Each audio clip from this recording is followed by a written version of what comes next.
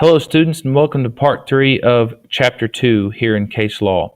So we left off talking about the convention in Philadelphia, in which the delegates from 12 of the 13 states met in order to revise and fix the Articles of Confederation. However, as we will discuss, once they got there, they decided that the articles were beyond fixing, and then they needed to scrap the document and create an entirely new document. Now, I want to start out talking about the framers because in all of the history of time, very rarely has there ever been a collection of more distinguished, experienced, accomplished men than the men that met in Philadelphia to write the United States Constitution. Very rarely in human history has there ever been such wisdom, such knowledge, such patience collected together in one room. Independence Hall, Philadelphia, Pennsylvania, United States. I want to impress that upon your minds. So let's talk about why. Okay, so again, Rhode Island was missing. They let the people of Rhode Island vote on whether or not to attend the convention, and the rural areas of Rhode Island outnumbered the urban areas at the time, and the rural people didn't see the need. So, long story short, they voted not to go. However, there were some very wealthy merchants in Rhode Island that sent a letter to the convention saying, please don't leave us out. We want to be in the government. Please keep us in mind, so forth. So, their interests were somewhat represented. 74 total delegates were chosen. 55 showed up, various reasons, travel problems, sickness, business, so forth. 46 of these men had been members of the Continental Congress. 7 of them had been state governors. 8 of them had signed the Declaration of Independence. And 34 of them had attended college, which at the time was a very, very large number, considering that very few men were able to attend college during that time. 2 of these people would be future presidents of the United States. 1 of them would be a future vice president, and 32 of them would be future congressmen. So again, I hope I'm building a picture of the accomplishments and the types of men that these were.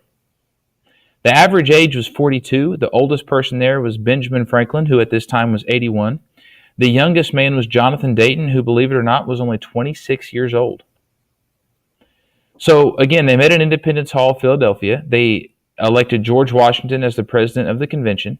They met for 92 days between May and September, and it took them 5 days to decide they were going to scrap the articles and write a new constitution. So, from May 30th on, they were working on this new document that would become the Constitution. Virginia showed up to this thing with a plan. They had a very detailed plan. This plan would basically decide how the Constitutional Convention would take place. They would argue and debate and vote on the portions of this plan as it went on. They said we're going to have 3 branches. We're going to have a 2-house legislature. It was all going to be based on population, and that Congress could veto state laws and use force to make states obey laws. This was a plan that was geared to give privilege to the larger states, Virginia being the largest state in the Union at the time. Little old New Jersey had their plan. They said we're going to have a 1-house Congress, and everything is going to be based on equality regardless of size of your state. There was going to be a quote-unquote federal executive that would be chosen by Congress to lead the executive branch. So they had more of a parliamentary system that would not allow the large states to have an advantage over the smaller states. So theirs was based more on equality. This was the major argument throughout the convention. How would states be represented? Are we going to favor the large states? Are we going to favor the small states? Virginia plan, New Jersey plan. For weeks and weeks and weeks, this one single issue was debated. They could not decide. And that is why the solving of this problem is known as the Great Compromise, because tensions were so high, the debate was so heated, it's considered a miracle that a compromise was made at all. The delegates from Connecticut said, hey, let's have a house based on population. Let's have one based on equality. We'll have a 2-house legislature. Solve the problem. This is known as the Great Compromise because the debate was so intense and so fierce. The 3/5 compromise said that each slave would count as 3/5 of a person. The South wanted each slave to count as one person. The northern and the middle and New England states did not, because it would not be to their advantage. It would give the South more power. So they decided, as a compromise, each slave would count as 3/5 of a person. We also have the commerce/slave trade compromise. Congress was forbidden to tax exports. The South made all of their money exporting goods, mainly cotton. So this was a protection for the South. And Congress couldn't interfere with the slave trade for 20 years. This was another protection for the South. The South was afraid that the North would end up dominating government because they had more money and more people.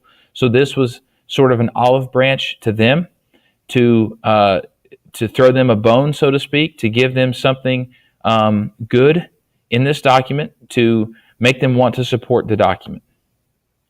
So they decided that 9 of the 13 states had to ratify. This was Article 7 of the Constitution.